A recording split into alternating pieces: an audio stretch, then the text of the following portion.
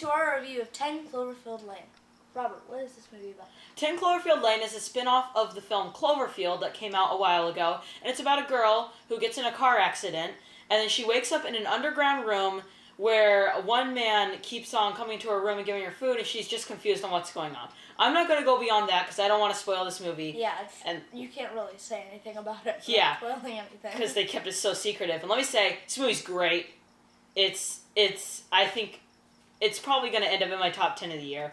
I think it's a great movie, highly entertaining, very, very suspenseful. Probably one of the most suspenseful films that I've ever seen.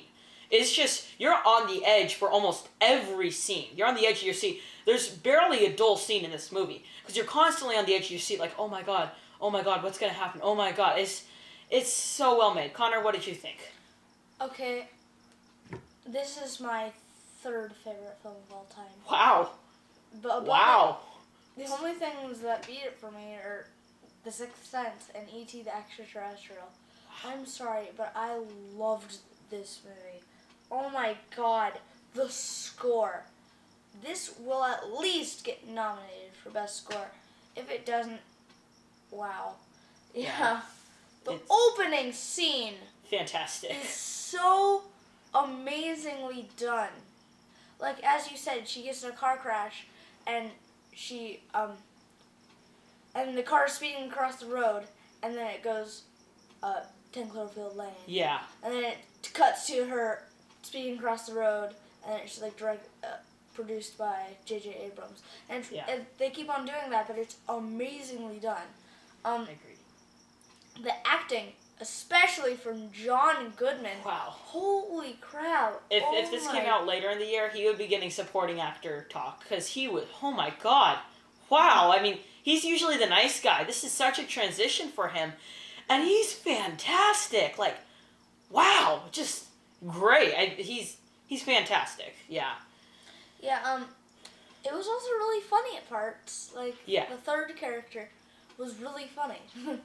Yeah, and I see, with me, I thought that if you told me that this really, really dark film would have humor, I thought, oh, that's probably going to really mess with the tone. Yeah. It didn't at all. It kept perfect. It's because the humor, it's supposed to be awkward humor. That's what it's supposed to be, and it fits in that way, and it fits in really well. Or it's supposed to be dramatic humor, and I just really like how it was used.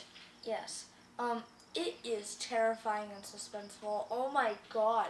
There is a scene where I was like this for 30 minutes. He was. 30 minutes. 30 minutes, I was like that. Kept the same exact pose, did not move an inch. It was terrifying. I agree. Truly amazing. Yeah, it's scary, and what they got away with in a PG-13 movie is kind of insane to me. They got away with, like, a person, I'm not going to say anything, but they got away with some very mature themes, very mature topics, mature images. Violence, yes, it's very violent. But what they got away with was great, and I thought it was very good with the film. Yeah, I agree with that. I thought it was also just very creepy. It's very, very creepy. It is. If you want to get scared, go see this. It is. Oh my god. Very creepy. Yeah. Yeah, and it's also highly intriguing. You're constantly interested in what's going on. You're like, oh my god, is this going to happen? Is this going to happen?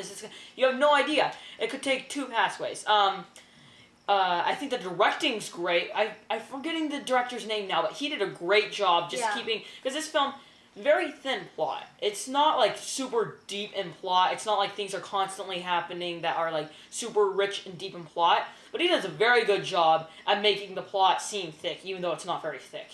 Great job at doing that. Dinner scene. Oh my god. Every single dinner scene. The first one especially. Oh my god. Oh boy, wow, I agree. The opening scene is amazing. Wow, it's so suspenseful and intriguing, and at the same time it's dramatic, and at the same time it's funny, and at the same time it's slightly romantic. I don't know how they morphed that many genres in one scene, but they did it, and it was great. That's probably gonna be my best scene of the year. It's one of the greatest scenes I've ever seen, just as one continuous scene that goes on without cutting, to another scene. It's beautiful. It is great, and yeah, I agree. Yes. As I said, what would your score be? My score? Well, I got a few more things to say. There's a subplot about a person named Megan, which is insane. Oh my god. Wow, I'm not going to say anything else than that, because I don't want to spoil it, but very intriguing. They play catchphrase. They play the catchphrase. I'm not going to say what happens, but it's hilarious. And it's just, because it's suspenseful, and then you're like, oh, okay. And it's... Yeah, there is a scene like that. It's amazingly done, and I got a good laugh out of it. Yeah, and then I got some issues with the movie. I know you have absolutely none, because it's your third best film of all time. Yeah. Small nitpick. There's one guy whose arms literally never shows a sign of healing after what must be a year in the vault. It's just, it didn't show anything. And sometimes I just sort of felt like it was used for the plot, just to have his arm broken all the time. I thought that was a little bit annoying. And then the ending, didn't really like it. I loved the ending. See, to me, I know the ending will be controversial. I know everyone will either love the ending or hate it. I loved it. I personally loved it. See, I hated it just because it's very different from the rest of the film. It's sort of like you have this really dark, menacing tone, and then it just happens, and it's still dark and menacing, but not in the same way. And I just felt like they could have done a much better ending, and there's one scene where they cut completely to black, and they slowly fade back in. I thought if they just cut completely to black and left it there and ended the movie, I thought that would have made the ending much better. But overall, yeah, I really enjoyed 10 Cloverfield Lane. Definitely encourage anyone to go out and see it. If it's playing nearby, see it. Yeah. If you loved the first Cloverfield, you will love this. Yeah. 5 times as much. And even if you don't need to have seen the first Cloverfield. Honestly, it's not that closely tied in at all. Yeah. Honestly, I think everyone, this is a movie that everyone will love. A casual moviegoer that loves this light action movie will find this terrifying and amazing.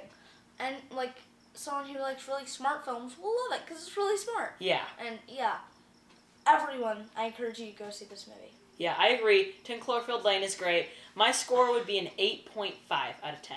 My score is a 4. I hate it. I'm just kidding. Obviously, a 10 is my third favorite of all time. Why would it not be a 10? Movies we're comparing to are Cloverfield and Super 8. What did you think of Cloverfield? Cloverfield, I liked it. I thought that Cloverfield was a good movie. Don't think it's amazing like some people do, but I think it's very interesting how it's very low on plot.